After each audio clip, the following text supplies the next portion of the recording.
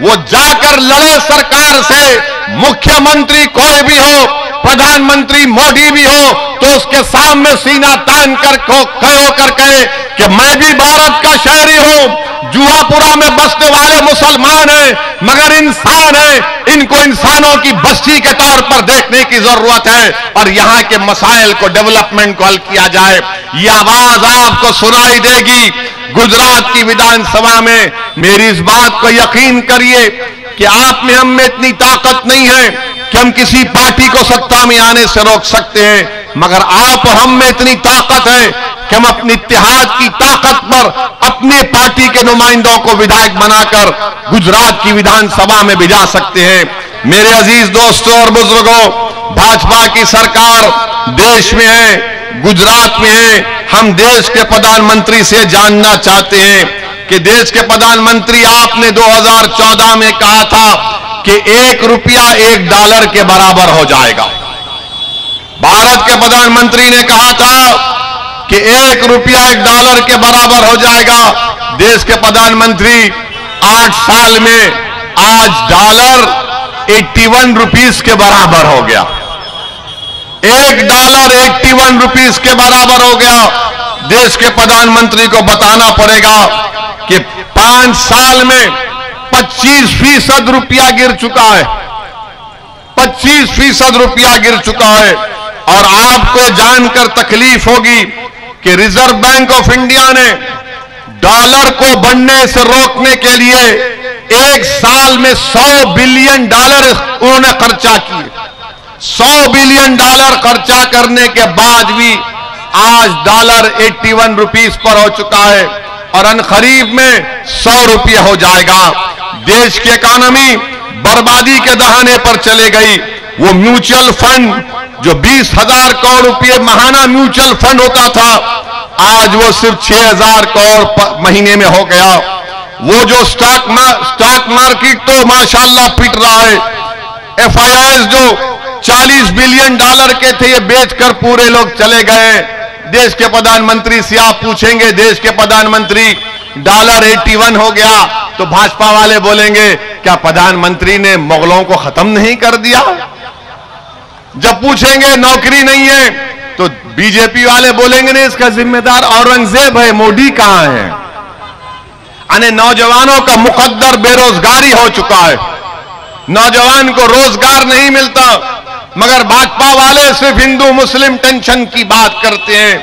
मेरे अजीज दोस्तों और बुजुर्गों, GST के नाम पर कारोबार ठप हो चुका है। एक्सपोर्ट्स नहीं हो रहे हैं, एक्सपोर्ट्स बिल्कुल नहीं हो रहे हैं, एक्सपोर्ट्स कम से कम होते जा रहे हैं। इसका जिम्मेदार बीजेपी की गलत इकोनॉमिक पॉलिसीज, जिसकी वजह से आज देश को भुगतना पड़ रहा है। इसीलिए हम आपसे अपील कर रहे हैं कि इन तमाम चीजों को सामने रखकर आप जब विधानसभा असेंबली का इलेक्शन आएगा, अच्छे फैसले लीजिए ताकि आपकी आवाज विधानसभा में जा सके। मेरी इस बात को यकीन करिए कि आप में हम में इतनी ताकत नहीं है कि हम किसी पार्टी को सत्ता में आने से रोक सकते हैं, मगर आप और हम में इतनी ताकत है कि हम अपनी इत्तेहाद की ताकत पर अपने पार्टी के नुमाइंदों को विधायक बनाकर गुजरात की विधानसभा में भिजा सकते हैं। लोग आपको बोलेंगे, लोग आपके आके दरमियान में कहेंगे जो आपके इत्तेहाद के दुश्मन हैं, जो आपकी ताकत के दुश्मन हैं, जो आपके मसाइल के हल को करवाना नहीं चाहते, जो जुहापुरा में डेवलपमेंट नहीं चाहते, वो आकर बोलेंगे एक मजलिस का जीत कर जाएगा तो क्या होगा।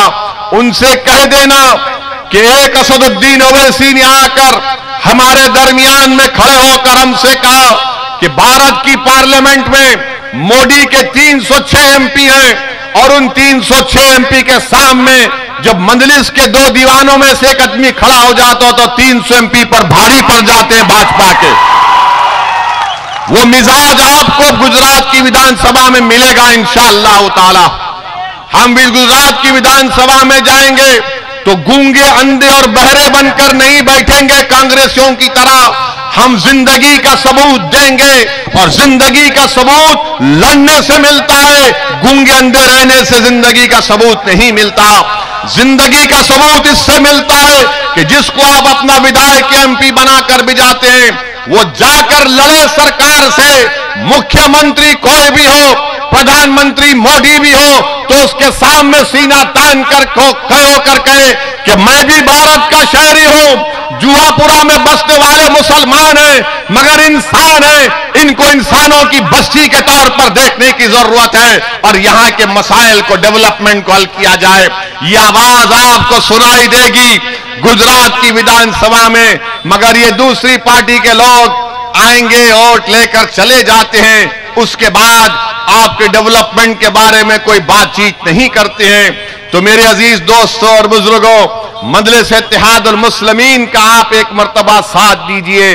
आपने अपने वोट से और अपनी दुआओं से यहां से 3 अराकीन बल्दिया को कामयाब किया।